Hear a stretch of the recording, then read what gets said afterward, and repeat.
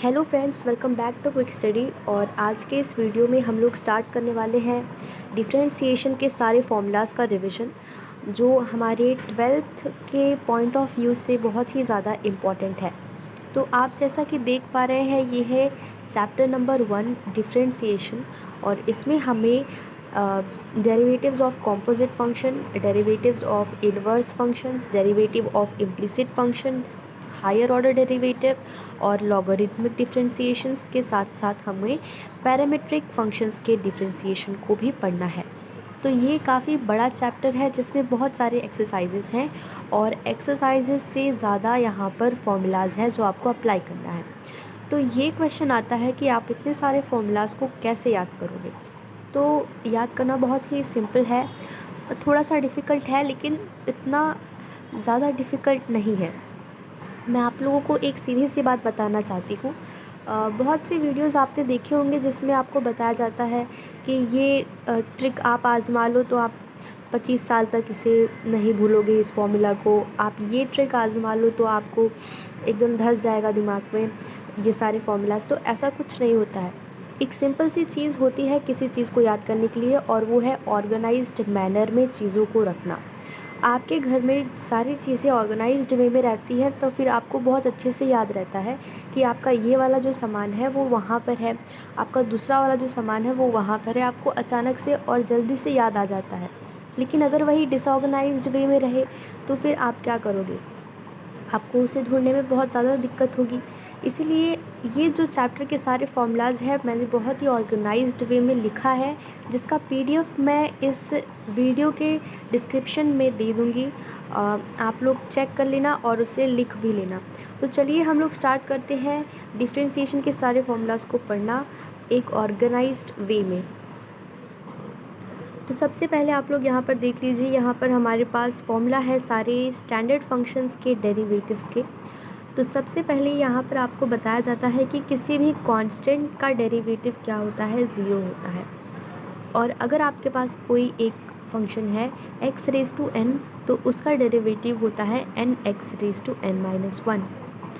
Similarly if you have any function like 1/x, तो इसका formula होता है, इसका डेरिवेटिव होता है -1/x²। ये जो -1/x² है, ये फॉर्मूला अगर आप सोच रहे हैं कि x रेज़ टू n इस तरीके से करें, मतलब ये जो x है ये आप न्यूमरेटर में लेके जाकर आप इसे पहला वाला फॉर्मूला यूज़ करेंगे तो फिर आपको इसका आंसर ऐसे ही मिल जाएगा। लेकिन ऐसे क्वेश्चंस बहुत बार अकर होते हैं, इसलिए आप इसे याद कर लें तो ये ज़्यादा बेटर होगा। Similarly if you have any function like 1/x raise to n, तो इसका डेरिवेटिव होता है -n/x raise to n plus 1। तो यहाँ पर एक एग्जांपल अगर आप देखोगे तो 1/x रेज़ टू 1 है, तो यहाँ पर ऊपर ही देखो -1/x raise to 1 plus 1 which is x raise to 2 हो गया है। तो ये दोनों फार्मूलाज, तीनों फार्मूलाज एक ही फार्मूला है, बस एक दूसरे से डिराइव्ड हैं। Nextly if you have √x, उसका फॉर्मूला होता है, उसका डेरिवेटिव होता है 1/2√x। ये जो फॉर्मूला है ये भी पहले वाले फॉर्मूला से ही होकर के आया है, तो आप इसे याद करना चाहे तो कर लीजिए। लेकिन आप ये समझ के रखिए कि सबसे इम्पॉर्टेंट फॉर्मूला यहाँ पर जो है वो है पहला वाला फॉर्मूला, जो कि है x raise to n is equal to n x raise to n minus 1। ये हो गए हमारे कुछ फंक्शंस के फॉर्मूले। पर अब हमें देखना है derivative of trigonometric function. Derivative of trigonometric functions जैसे साइन x का होता है कॉस x का होता है minus sine x, tan x का होता है सेक x का होता है सेक x टैन x, और कॉसेक x का होता है minus cosec x cot x का होता है minus cosec square x, e raise to x is equal to e raise to x। अब आप लोगों ने ई रेज़ टू एक्स वाला मैंने आपको बता दिया, कोई बात नहीं। लेकिन सबसे पहले यहाँ पर आप देख लीजिए कि जो जितने भी ट्रिग्नोमेट्रिक फंक्शंस के डेरिवेटिव हैं वो आपको एक साथ दिया गया है। आपको क्या करना है, आप एक काम करिए, जो भी पहले जो डेरिवेटिव्स ऑफ द फंक्शंस हैं उसे एक तरफ लिखिए जहाँ पर x वेरिएबल है। उसके बाद में आप सारे ट्रिग्नोमेट्रिक फंक्शंस के डेरिवेटिव्स को एक जगह लिखिए, जैसे कि sin x का, cos x का, tan x का। ठीक है, आप ये सब अप्लाई कर सकते हैं। और एक दूसरी चीज़ जो बहुत इम्पॉर्टेंट है यहाँ पर वो ये है कि cos x, cos x और cot x में आप देखेंगे कि नेगेटिव डेरिवेटिव आ रहा है। तो यहाँ पर आप ये याद कर सकते हैं कि अगर c से फंक्शन शुरू हो रहा है ट्रिग्नोमेट्रिक फंक्शन, तो वहाँ पर आपको नेगेटिव में मिलने वाला है। लेकिन इन्वर्स ट्रिग्नोमेट्रिक रेशियो में ये सेम चीज़ अप्लाई नहीं होता है। अगर होगा भी तो वो ट्रेंड को हम देखेंगे। फ़िलहाल के लिए आप यहाँ पर यही याद करिए। नेक्स्टली हमारे पास है e रेज़ टू x का derivative e raise to x, और a रेज़ टू x का डेरिवेटिव बहुत सिंपल है। सबसे पहले आप a रेज़ टू x लिखिए, उसके साथ में आप log a लिख दीजिए।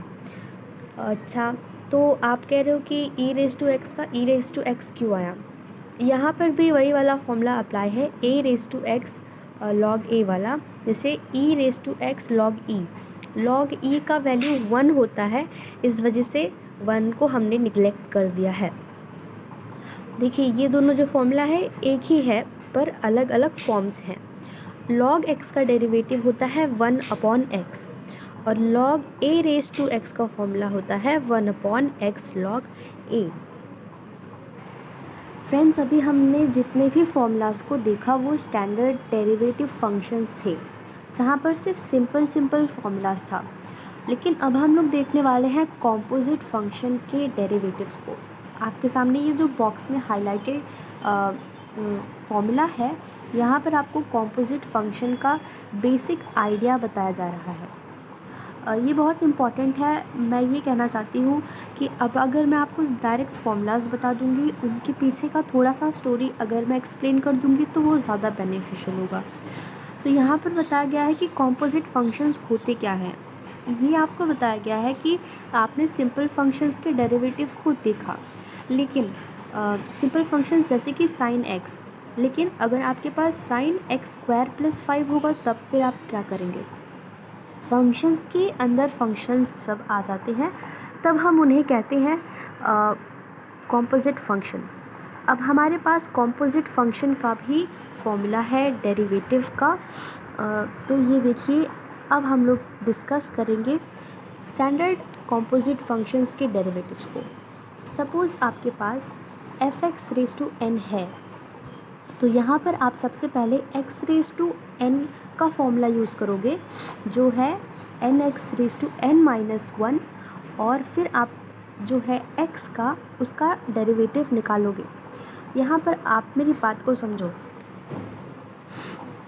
ये जितने भी कॉम्पोजिट फंक्शंस में जितने भी फॉर्मूलेज हैं, ये सब कुछ पूरा स्टैंडर्ड फंक्शंस का ही फॉर्मूला है। बस आपको क्या करना है, फंक्शंस के अंदर फंक्शन है तो सबसे पहले जो बाहर वाला फंक्शन रहेगा वहाँ पर आप सिंपल डेरिवेटिव का फॉर्मूला लगाएंगे, फिर जो बचेगा मल्टीप्लिकेशन में अंदर वाला जो फंक्शन है उसका आप डेरिवेटिव निकालेंगे। नीचे आकर देखते हैं, यहाँ पर है √f(x). हमने सिर्फ √x देखा था, है ना, लेकिन अब हमारे पास है √f(x). तो √f(x) मतलब कि 1/2 √f(x), मतलब कि √x जैसे 1/2 √x होता है, वैसे ही √f(x) हो जाएगा 1/2 √f(x) into derivative of f(x), derivative of f(x). अब ये f(x) जो भी होगा उसे हम देखेंगे क्वेश्चंस में अप्लाई करेंगे। फिर हमारे पास फॉर्मूला है 1/f(x) रेज़ टू n। हमने जो फॉर्मूला देखा था 1/x रेज़ टू n, वहाँ पर हमारा डेरिवेटिव आया था -n/x raise to n + 1। Same formula हम लोग यहाँ पर अप्लाई करेंगे, पर उसके आगे एक और फॉर्मूला ऐड करेंगे, वो है डेरिवेटिव ऑफ f(x). तो जितने भी फॉर्मूलाज अब आप यहाँ पर देख रहे हैं, यहाँ पर क्या हो रहा है, जो पुराना फॉर्मूला था वही अप्लाई करके एक बार फिर से f(x) का डेरिवेटिव निकाल दे रहे हैं।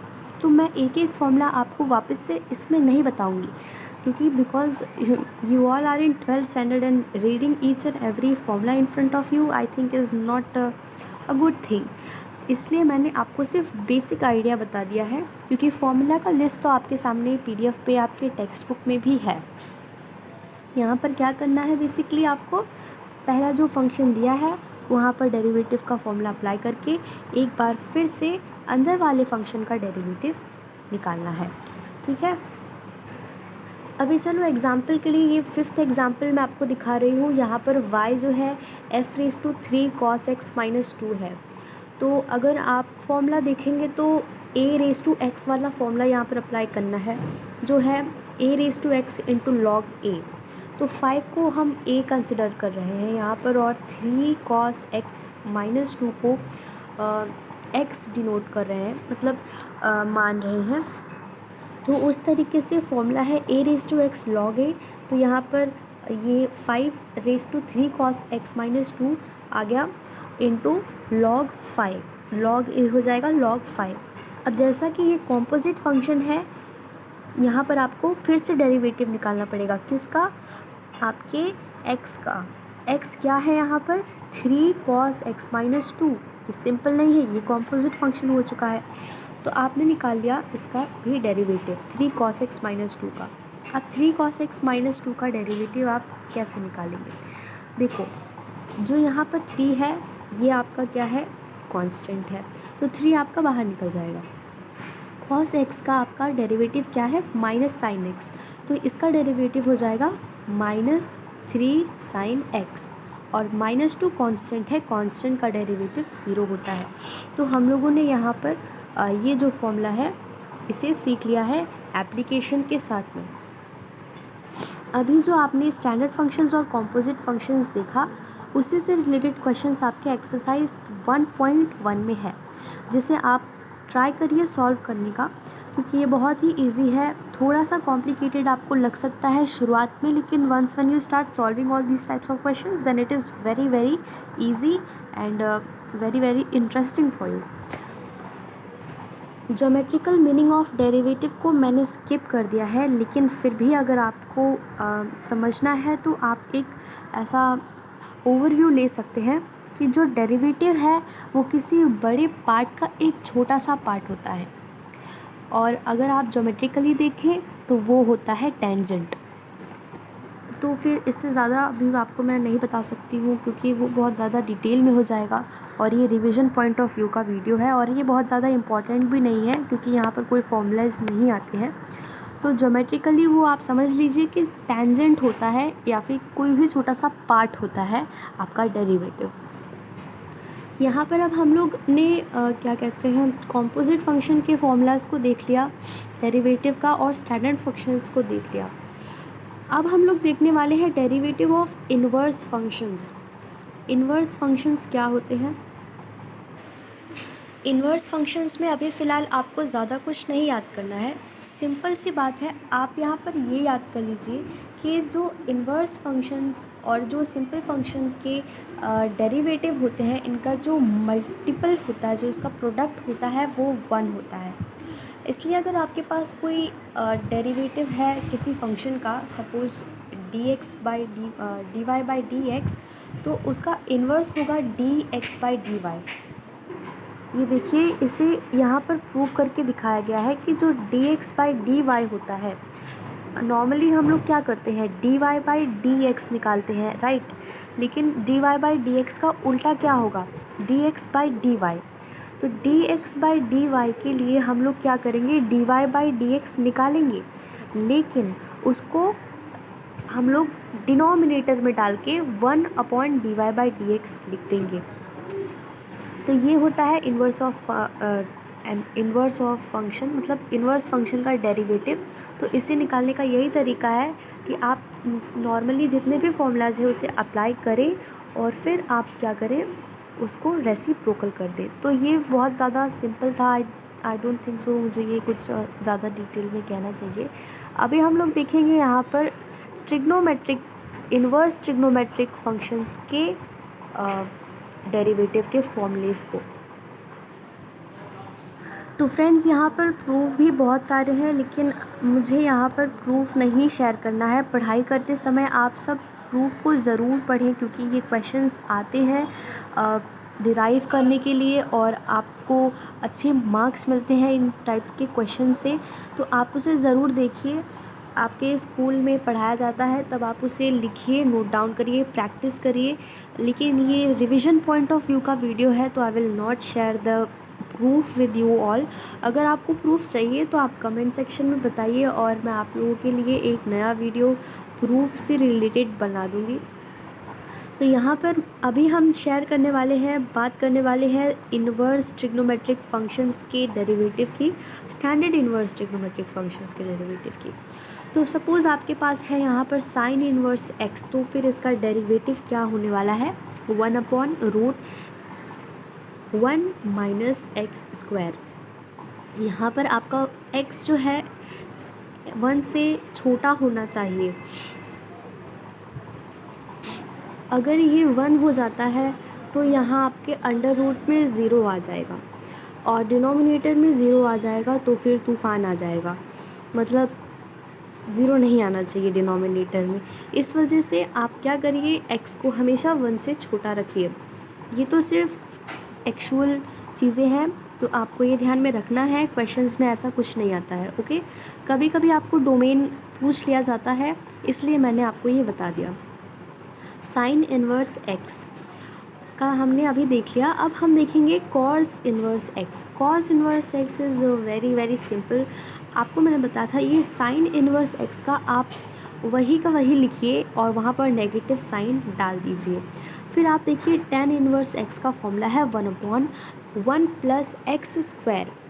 यहाँ पर आपका जो एक्स है, ये इसका डोमेन क्या है, 90 -90 से लेकर +90 के बीच में आपका y, मतलब आपका जो फंक्शन यहाँ आएगा वो होना चाहिए। अदरवाइज़ ये जो है फंक्शन प्रॉपर्ली काम नहीं कर पाएगा, आपको आंसर नहीं मिल पाएगा। फिर आप कॉट इन्वर्स x का फॉर्मूला देखेंगे तो वही फॉर्मूला है जो tan इन्वर्स x में था, लेकिन नेगेटिव साइन के साथ में यहाँ पर आ गया है। फिर सेक इन्वर्स x का फॉर्मूला 1/x√x² -1 और कॉसेक इन्वर्स का -1/x√x² -1। अब यहाँ पर आपको बताया गया है कि -1/x√x² -1 और प्लस, तो यहाँ पर आपको ये दोनों फॉर्मूलेज इसलिए बताए गए हैं क्योंकि आपका x का वैल्यू जब 1 से बड़ा होगा तब क्या होगा और 1 से छोटा होगा तो फिर क्या होगा, कुछ इससे रिलेटेड बातें बताई गई हैं। तो दैट डजेंट मैटर, आप प्लस माइनस ले लीजिए और क्वेश्चन के हिसाब से आप सॉल्व करना। फिर से यहाँ पर हमें ये जो है ट्रेंड देखने को मिला है कि जहाँ पर c आता है वहाँ पर माइनस आ जाता है। आप सोच रहे हो कि सेक में तो क्यों आया फिर माइनस, सेक में माइनस देखिए यहाँ पर इस वजह से आ गया है क्योंकि यहाँ पर x का जो वैल्यू है वो -1 से छोटा है, समथिंग लाइक दैट। तो यहाँ पर आपका माइनस आ गया है प्लस, लेकिन आप एक ट्रेंड बना करके याद रख लीजिए कि जो भी c होगा उसके सामने नेगेटिव साइन ज़रूर आने वाला है। तो हमने अभी स्टैंडर्ड इन्वर्स ट्रिग्नोमेट्रिक फंक्शंस के फॉर्मूला को लिख लिया। एक बार अगर मैं रिवाइज़ करवा दूँ तो स्टार्टिंग में हमने स्टैंडर्ड फंक्शन के डेरिवेटिव को देखा था, उसके बाद में हमने क्या देखा, व्हाट डू वी से, कॉम्पोजिट फंक्शन का डेरिवेटिव, और कॉम्पोजिट फंक्शन के डेरिवेटिव के बाद हमने इन्वर्स फंक्शन का देखा, और इन्वर्स फंक्शन के बाद हमने अभी देखा है स्टैंडर्ड इन्वर्स ट्रिग्नोमेट्रिक फंक्शन। अब हम लोग देखने वाले हैं composite functions, trigonometric composite functions में जो इन्वर्स ट्रिग्नोमेट्रिक फंक्शंस है, यहाँ पर अगर कॉम्पोजिट फंक्शंस आ गए तो फिर क्या फॉर्मूला होगा। वेरी सिंपल, इतना सिंपल है कि मैं आपको फिर से वही पुराने बात बता देती हूँ कि जैसे आपने कॉम्पोजिट फंक्शन में देखा था कि फॉर्मूला आपका स्टैंडर्ड डेरिवेटिव का ही था, लेकिन बाहर मतलब फंक्शन के अंदर फंक्शन आ गया, तो जो बाहर फंक्शन था उसका एक बार आपने फॉर्मूला अप्लाई करके अंदर वाले फंक्शन पे जो भी डेरिवेटिव का फॉर्मूला आया वो आपने अप्लाई किया। सेम चीज़ यहाँ पर करनी है। Sine inverse F x, sine inverse का पहले आप फॉर्मूला अप्लाई करो, फिर एफ एक्स जो भी रहेगा उसका फॉर्मूला अप्लाई करना। तो आपको जब लिखना होगा तो आप क्या लिखोगे, साइन इनवर्स एफ एक्स का डेरिवेटिव है सबसे पहले 1/√1 माइनस एफ एक्स स्क्वायर, मतलब 1/√1 माइनस एक्स स्क्वायर जो आपका पुराना वाला था, एक्स की जगह पे एफ एक्स स्क्वायर आ जाएगा, into derivative of F x square, sorry into derivative of F x. अभी यहाँ पर आपको साथ में लिख करके दे दिया गया है तो आपको थोड़ा टफ लग रहा होगा, लेकिन एक बार आप अपने नोटबुक पे ज़रा लिखिए 1/√1 minus F x square into derivative of x. तो ये फॉर्मूला आपको देखते ही समझ में आ जाएगा कि एक्चुअली में हो क्या रहा है। तो ये जितने भी फॉर्मूलाज हैं यहाँ पर सेम चीज़ अप्लाई होगी। फॉर्मूला पुराना वाला है, एक बार फिर से आप डेरिवेटिव निकाल लोगे एफ एक्स का, ठीक है। तो फिर मैं इसे भी पूरा रीड नहीं करूँगी, आपके सामने पूरा चार्ट पड़ा है, आप इसे देखिए क्योंकि वही फॉर्मूला है। फिर से बस आपको क्या करना है, एक बार एफ एक्स का डेरिवेटिव निकाल लेना है। अभी देखो, अभी आपको यहाँ पर बहुत अच्छा टेबल प्रोवाइड किया गया है जो आपके इन्वर्स ट्रिग्नोमेट्रिक फंक्शन में बहुत ज़्यादा हेल्पफुल होगा। ये भी जो फॉर्मूलेज आपको दिए गए हैं, आपको जब एक्सरसाइज सॉल्व करना होगा वहाँ पर ये सब बहुत ही हेल्पफुल होने वाले हैं। पहला जो फॉर्मूला है यहाँ पर साइन इन्वर्स इंटू साइन, वहाँ पर आपको थीटा मिल जाएगा। Sine into sine inverse x आपको एक्स दे देगा, मतलब यहाँ पे जो इन्वर्स है और जो सिंपल ट्रिग्नोमेट्रिक रेशियो फंक्शन है वो कैंसिल होके आपको सीधा जो है एक्स की वैल्यू दे देगा। तो ये जो फॉर्मूलेज हैं ये थोड़े इन्वर्स ट्रिग्नोमेट्रिक फंक्शन से रिलेटेड हैं, आप गो थ्रू करिए एक बार। लेकिन ये वीडियो जो है मैं आपको सिर्फ और सिर्फ डिफ्रेंशिएशन से रिलेटेड फॉर्मूलेज बताने के लिए बना रही हूँ, इसलिए वीडियो ज़्यादा लेंदी ना हो, इस वजह से मैं आगे के डेरिवेटिव्स के फॉर्मूलेज के ऊपर जा रही हूँ। पर एक बात आप मेरा मानिए, ये जितने भी फॉर्मूलेज दिए गए हैं आप लिख करके समझने की कोशिश करिए। एक फॉर्मूले से रिलेटेड यहाँ पर 3-3 4-4 फॉर्मूलेज हैं, जैसे कि देखिए यहाँ पर sine inverse into sine, tan inverse into tan, same चीज़ आ रहा है, आपको बस ध्यान में रखना है। I am not going to tell you each and every formula which is given over here because I have to complete the derivative formulas of the chapter. अभी एक्सरसाइज में यूज़ करने के लिए कुछ इम्पॉर्टेंट सब्स्टिट्यूशंस भी दिए गए हैं। मैं एक काम करूँगी कि ये वाला जो पिछला टेबल है और ये वाला जो टेबल है, इन दोनों से रिलेटेड बहुत ही अच्छा वीडियो बनाऊँगी जिसमें मैं सिर्फ इन्हें एक्सप्लेन करूँगी, लेकिन फिर भी एक दो एग्जांपल्स मैं आपको दे देती हूँ। यहाँ पर आपको एक एक्सप्रेशन अगर सॉल्व करते करते आ गया, आप कोई क्वेश्चन सॉल्व कर रहे हो और वहाँ पर आ गया √1 माइनस एक्स स्क्वायर, तो फिर आप इसके लिए क्या कर सकते हो, इसमें देखिए 1 माइनस एक्स स्क्वायर है, तो फिर आप थोड़ा सा यहाँ पर याद कर लीजिए। और जो बेसिक ट्रिग्नोमेट्रिक आइडेंटिटीज़ थी, sine square theta plus cos square theta is equal to 1, वो यहाँ पर देखिए। तो यहाँ पर आपको देखने को मिलेगा कि 1 माइनस एक्स स्क्वायर, मतलब सोच लीजिए कि ये है 1 माइनस साइन थीटा स्क्वायर, तो ये क्या हो जाएगा, ये हो जाएगा आपका कॉस स्क्वायर थीटा, और रूट कॉस स्क्वायर थीटा आपको दे देता है कॉस थीटा।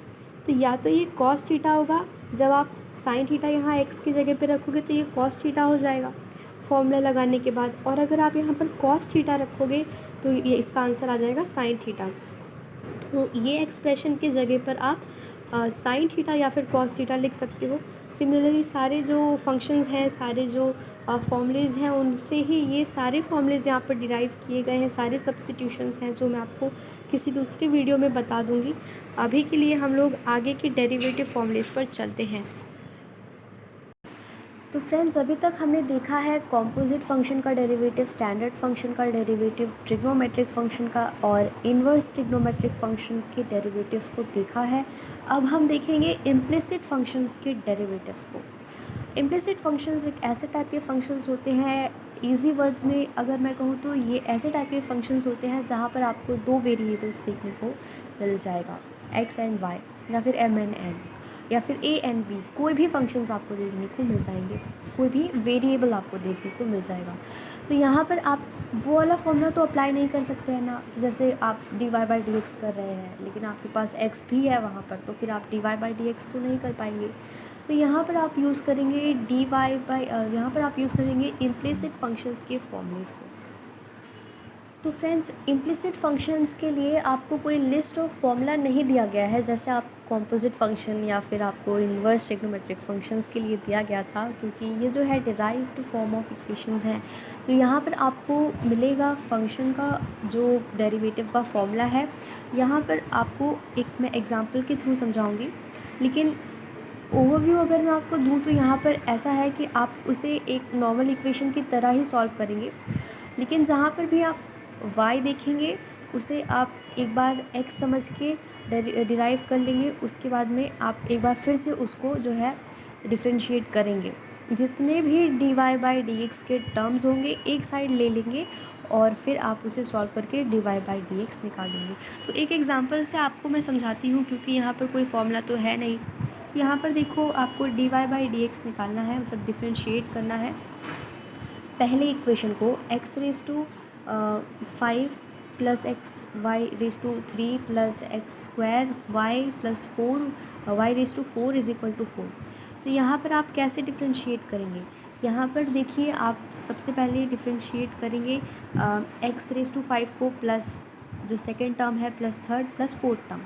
अब पहले टर्म को जब आप डिफ्रेंशिएट करते हैं तो आप एक्स रेज टू एन का फॉर्मूला लगाइए, x raise to n n x raise to n minus 1। तो यहाँ पर आ गया आपका 5x रेज टू 4। फिर आप यहाँ पर अप्लाई कर रहे हैं फॉर्मूला प्रोडक्ट रूल का। अभी आप यहाँ पर प्रोडक्ट रूल अप्लाई करेंगे तो x into derivative of y cube plus y cube into derivative of x, ठीक है। तो देखिए plus y cube into derivative of x। तो आप यहाँ पर फॉर्मूला अप्लाई करते हैं और आपको फिर डेरिवेटिव मिलता है x इंटू 3y स्क्वायर पहले टर्म का और y cube into 1 second term का। फिर आपको डेरिवेटिव निकालना है d by d x x raise to 2y का। यहाँ पर फिर से आपने प्रोडक्ट रूल को अप्लाई किया, ये थोड़ा सा फिर से आपने यहाँ पर प्रोडक्ट रूल अप्लाई किया और आपको ये देखिए यहाँ पर जो सेकेंड टर्म है एक्स रेज टू 2y का डिफरेंशिएशन डेरिवेटिव जो है मिल जाता है। सारे डेरिवेटिव्स को निकालने के बाद आपका जितना भी y टर्म है वहाँ पर आप dy by d x apply करिए। देखो यहाँ पर आप बेसिकली कर क्या रहे हो, यहाँ पर देखो जब d बाई डी एक्स और y क्यूब का जब आपको डेरिवेटिव निकालना था तो फिर आपने क्या किया, आपने सबसे पहले वो वाला फॉर्मूला अप्लाई किया। ये देखो ये वाला n x raise to n minus 1 वाला, n x raise to n minus 1 वाला फॉर्मूला अप्लाई करने के बाद आपने एक बार फिर से d y by d x कर दिया। सेम चीज़ आपको करनी है, बस वही आपको करना है। उसके बाद में आपका जितना भी d y by d x वाला टर्म है आप उसे एक साइड में लीजिए और d y by d x को आइसोलेट करके अगली तरफ इक्वेशन के सारे चीज़ों को लिख दीजिए और यही होता है आपका इम्प्लिसिट फंक्शन का डेरिवेटिव। आपको इसी तरीके से सारे क्वेश्चंस को इम्प्लिसिट फंक्शंस में सॉल्व करना है। वहाँ पर इम्प्लिसिट फंक्शन में देखिए कॉम्पोजिट फंक्शंस भी डाल सकते हैं, ट्रिग्नोमेट्रिक फंक्शंस भी डाल सकते हैं, लेकिन आइडिया जो है सेम रहने वाला है। आप एक बार जो है वाई क्यूब आपने जो था वाई टर्म को एक्स लेट करके उसका डिफरेंशिएशन किया, मतलब उसका डेरिवेटिव निकाला और फिर आपने क्या किया, d y by d x last में लिख दिया। अभी हम देखेंगे डेरिवेटिव ऑफ पैरामीट्रिक फंक्शन।